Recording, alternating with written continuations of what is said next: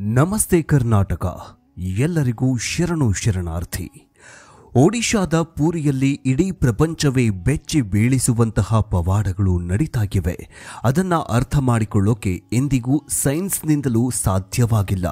Science, geography, physics, chemistry ಮತ್ತು ನಾವು ನಂಬೋ ಪ್ರಪಂಚದ ಎಲ್ಲ ಲಾಜಿಕ್ಗಳು ಈ ದೇವಾಲಯದಲ್ಲಿ ವರ್ಕ್ ಆಗೋದಿಲ್ಲ. ಅದೆಷ್ಟೋ ಬಲಿಷ್ಠ ದೇಶಗಳ ಸಂಶೋಧಕರಿಗೂ ತರ್ಕಕ್ಕೆ ನಿಲುಕದ ಈ ದೇಗುಲದ ರಹಸ್ಯವನ್ನ ಭೇದಿಸುವುದಕ್ಕೆ ಸಾಧ್ಯವಾಗಲೇ ಇಲ್ಲ. ಈ ದೇವಾಲಯದಲ್ಲಿ ಶ್ರೀಕೃಷ್ಣನ ನಿಜವಾದ ಹೃದಯ ಇಂದಿಗೂ ಕೂಡ ಇಲ್ಲಿ ಢವಢವ ಅಂತ ಮಿಡಿತಾಗಿದೆ. ಈ ದೇವಾಲಯದ ವಿಗ್ರಹಗಳನ್ನ 12 ವರ್ಷಕ್ಕೊಮ್ಮೆ ಬದಲಿಸಲಾಗತ್ತೆ. ಈ ದೇವಾಲಯದ ಗೋಪುರದ ಮೇಲಿನ ಧ್ವಜ ಗಾಳಿಯ ವಿರುದ್ಧ ದಿಕ್ಕಿಗೆ ಹಾರುತ್ತೆ. ಹೀಗೆ ಈ ದೇವಾಲಯದಲ್ಲಿ ತರ್ಕಕ್ಕೆ ನಿಲುಕದ ವಿಜ್ಞಾನ ಲೋಕಕ್ಕೆ ಸವಾಲೊಡ್ಡಿರುವ ಹಲವಾರು ರಹಸ್ಯಗಳು ಇಲ್ಲಿ ನೀವು ಕಾಣಬಹುದಾಗಿದೆ. ಅದರ ಬಗ್ಗೆ ಕೇಳಿದಾಗ ನಿಮಗೂ ಒಂದು ಕ್ಷಣ ಎದೆ ಜೆಲ್ಲನ್ಸದೇ ಇರೋದಿಲ್ಲ. ಹಿಂದೂ ಧರ್ಮವನ್ನ ಪಾಲಿಸ್ತಾ ಇದ್ರೆ ಲೈಕ್ ಮಾಡಿ, ಜೊತೆಗೆ ಜೈ ಹಿಂದೂ ಧರ್ಮ ಅಂತ ಕಮೆಂಟ್ ಮಾಡಿ. ಹಾಗಾದ್ರೆ ಈ ಎಲ್ಲಾ ಕುರಿತಂತೆ ಮಾಹಿತಿಯನ್ನ ಈ ವಿಡಿಯೋದಲ್ಲಿ ಎಕ್ಸ್ಪ್ಲೋರ್ ಮಾಡ್ತೀವಿ. ವಿಡಿಯೋ ತುಂಬಾ ಇಂಟ್ರೆಸ್ಟಿಂಗ್ ಆಗಿರುತ್ತೆ, ಪೂರ್ತಿಯಾಗಿ ನೋಡಿ. ಜೊತೆಗೆ ಹಿಂದೂ ಧರ್ಮದ ಪ್ರತಿ ಸಂಪ್ರದಾಯದಲ್ಲೂ ಏನಾದರೂ ಒಂದು ಅರ್ಥ ಇದೆ. ನಿಮಗೆ ಯಾವ ಸಂಪ್ರದಾಯ ಇಷ್ಟ ಆಯಿತು ಅನ್ನೋದನ್ನ ಕಮೆಂಟ್ ಮೂಲಕ ತಿಳಿಸಿ.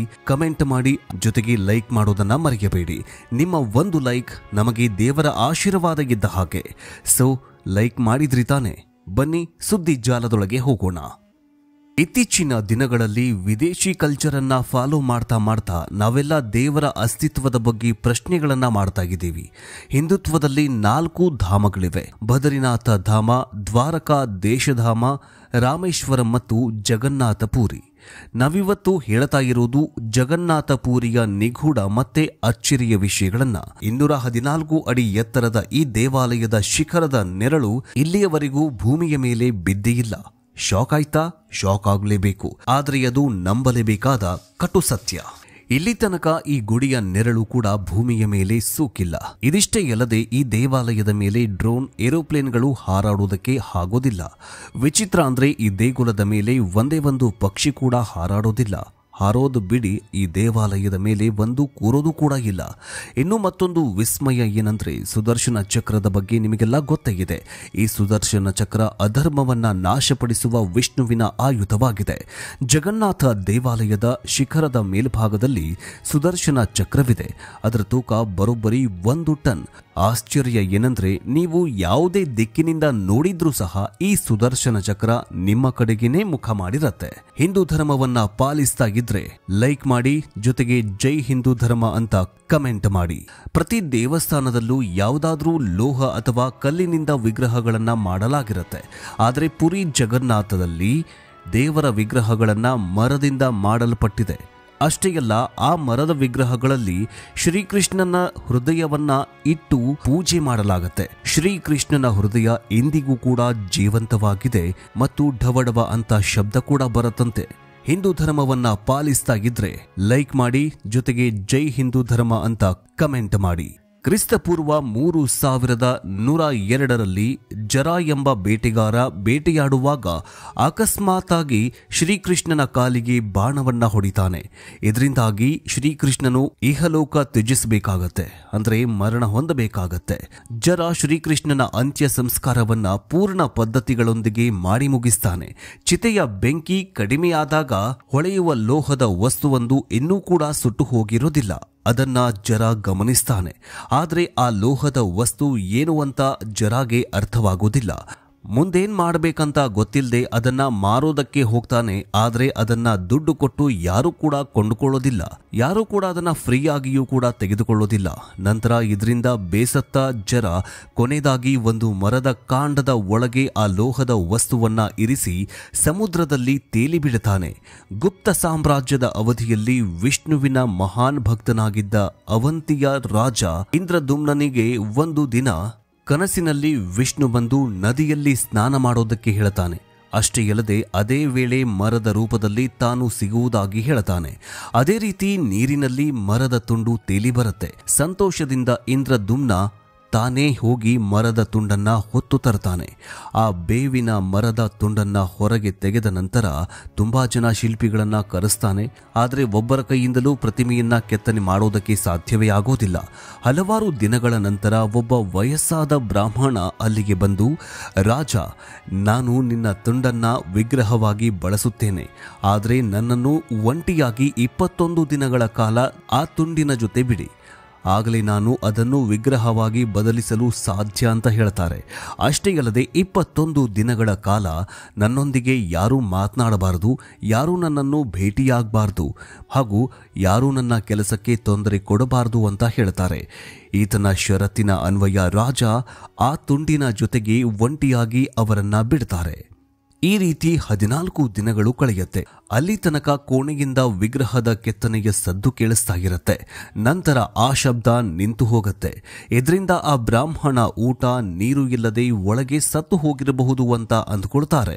ಅಷ್ಟೇ ಅಲ್ಲದೆ ರಾಜನ ಹೆಂಡತಿ ಕೋಣೆಯ ಬಾಗಿಲನ್ನ ತೆಗೆಯುವಂತೆ ಹೇಳ್ತಾರೆ.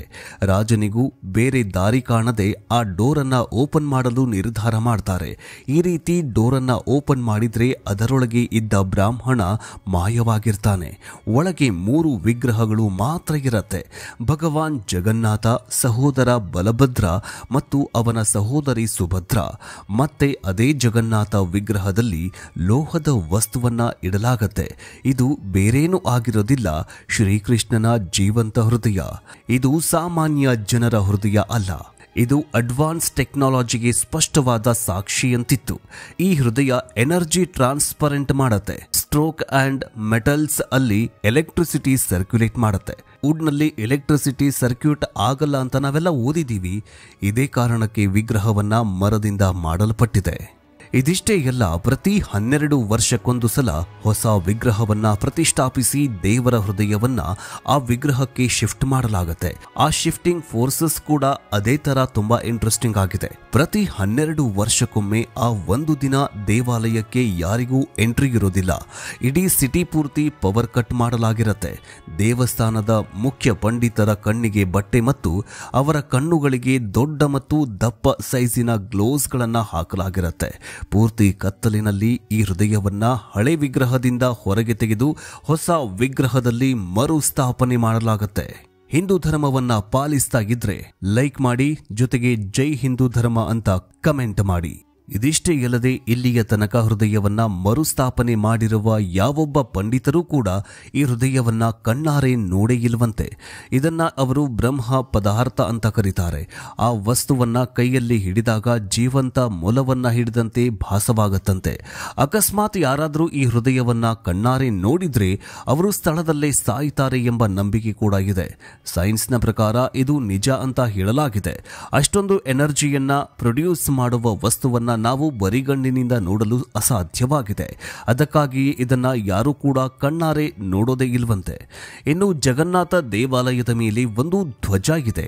ಆ ಧ್ವಜ ವಿಜ್ಞಾನ ಲೋಕಕ್ಕೆ ಸವಾಲಾಗಿದೆ ಅಂತಾನೆ ಹೇಳಬಹುದು. ಯಾಕಂದ್ರೆ ಗಾಳಿ ಯಾವ ದಿಕ್ಕಿಗೆ ಬೀಸುತ್ತದೆಯೋ ಆ ದಿಕ್ಕಿಗೆ ಬಟ್ಟೆಯಂತಹ ವಸ್ತು ಹಾರಾಡಬೇಕು. ಆದ್ರೆ ಪುರಿ ಜಗನ್ನಾಥ ದೇವಾಲಯದ ಮೇಲಿರುವ ಈ ಧ್ವಜ ಡೆಡ್ ಅಪೋಸಿಟ್. ಯಾವಾಗಲೂ ಇದು ಗಾಳಿ ಬೀಸುವ ವಿರುದ್ಧ ದಿಕ್ಕಿಗೆ ಹಾರತ್ತೆ. ಇದು ಯಾಕೆ ಮತ್ತು ಹೇಗೆ ಅನ್ನೋದರ ಕುರಿತು ಇದುವರೆಗೂ ಯಾರು ಕೂಡ ಹೇಳೋದಕ್ಕೆ ಸಾಧ್ಯವಾಗಿಲ್ಲ. ಅನೇಕ ಸಂಶೋಧಕರು, ವಿಜ್ಞಾನಿಗಳು ಇದರ ಬಗ್ಗೆ ಸಂಶೋಧನೆ ಮಾಡೋದಕ್ಕೆ ಬಂದಾಗಲೂ ಕೂಡ ಅವರಿಗೆ ಈ ವಿಷಯ ಗೊತ್ತೇ ಆಗಿಲ್ಲ. ಈ ಧ್ವಜದ ಮತ್ತೊಂದು ಸ್ಪೆಷಾಲಿಟಿ ಏನಂದ್ರೆ ಈ ಧ್ವಜವನ್ನ ಪ್ರತಿದಿನ ಚೇಂಜ್ ಮಾಡಲಾಗತ್ತೆ. ಇದೇ ಕಾರಣಕ್ಕೆ ದೇವಸ್ಥಾನದ ಪಂಡಿತ 214 ಅಡಿ ಎತ್ತರದ ಮೇಲಿರುವ ಈ ಧ್ವಜವನ್ನ ಪ್ರತಿದಿನ ಹತ್ತಿ ಬದಲಾಯಿಸ್ತಾರೆ.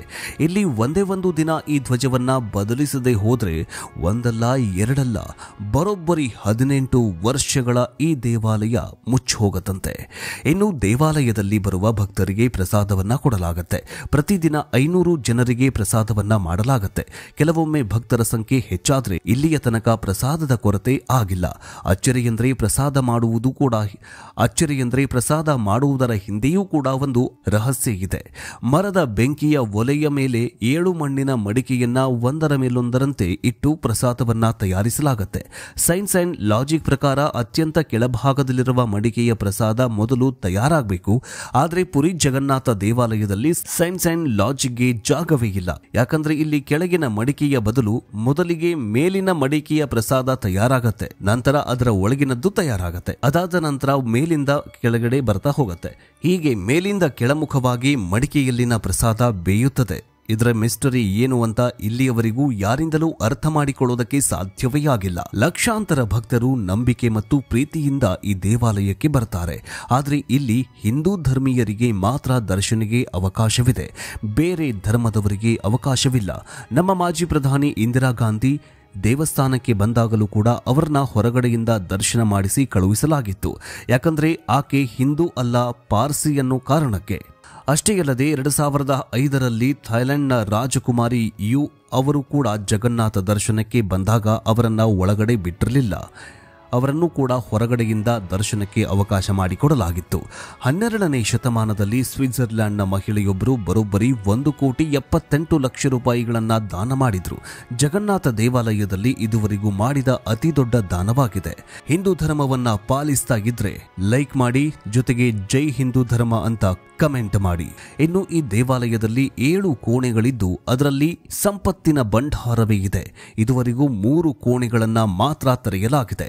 ಅದರಲ್ಲಿ ಸಿಕ್ಕಿರುವ ಸಂಪತ್ತನ್ನ ನೋಡಿ ಇಡೀ ವಿಶ್ವವೇ ಶಾಕ್ ಆಗಿದೆ. ಇನ್ನುಳಿದ ಕೋಣೆಗಳ ಬಾಗಿಲುಗಳನ್ನು ತೆರೆಯೋದಕ್ಕೆ ಸಾಧ್ಯವಾಗಿಲ್ಲ. ಇದಕ್ಕೆ ಕಾರಣ ಏನಂದ್ರೆ ಆ ಕೋಣೆಗಳ ಕೀಲಿ ಕೈ ಕಳೆದು ಹೋಗಿದೆ ಅಂತ ಹೇಳಲಾಗುತ್ತೆ. ಪುರಿ ಜಗನ್ನಾಥ ದೇವಾಲಯದ ಸಂಪತ್ತಿನ ಸೀಕ್ರೆಟ್ ಬಗ್ಗೆ ತಿಳಿಯುವ ಕುತೂಹಲವಿದ್ರೆ ಕಮೆಂಟ್ ಮಾಡಿ. ಇದರ ಜೊತೆಗೆ ಮುಂದಿನ ವಿಡಿಯೋದಲ್ಲಿ ನಾವು ಅದರ ಬಗ್ಗೆ ನಿಮಗೆ ಮಾಹಿತಿಯನ್ನ ಕೊಡ್ತೀವಿ. ಹೇಗಿದೆ ನಮ್ಮ ಹಿಂದೂ ಸಂಪ್ರದಾಯದ ರಹಸ್ಯ ಮತ್ತು ಚಮತ್ಕಾರ? ಇಂದಿಗೂ ಕೂಡ ಇಡೀ ವಿಶ್ವಕ್ಕೆ ಶ್ರೇಷ್ಠವಾದ ಧರ್ಮ ಅಂತ ಇದ್ರೆ ಅದು ನಮ್ಮ ಹಿಂದೂ ಸಂಪ್ರದಾಯ, ಹಿಂದೂ ಧರ್ಮ. ಇಂತಹ ಆಶ್ಚರ್ಯಕರ ವಿಷಯಗಳು ಮತ್ತೆಲ್ಲೂ ಸಿಗೋದಿಲ್ಲ, ನಮ್ಮಲ್ಲಿ ಮಾತ್ರ ಸಿಗತ್ತೆ. ಸೊ ನಮ್ಮ ಯೂಟ್ಯೂಬ್ ಚಾನಲ್ ಅನ್ನು ಸಬ್ಸ್ಕ್ರೈಬ್ ಮಾಡಿಕೊಳ್ಳಿ. ಮುಂದಿನ ವಿಡಿಯೋದಲ್ಲಿ ಇಂತಹ ಮತ್ತಷ್ಟು ಆಶ್ಚರ್ಯಕರ ವಿಸ್ಮಯಕಾರಿ ಮಾಹಿತಿಯೊಂದಿಗೆ ನಿಮ್ಮ ಮುಂದೆ ಹಾಜರಾಗ್ತೀವಿ. ಅಲ್ಲಿವರೆಗೂ ಜೈ ಹಿಂದ್, ಜೈ ಕರ್ನಾಟಕ. ಎಲ್ಲರಿಗೂ ಶರಣು ಶರಣಾರ್ಥಿ.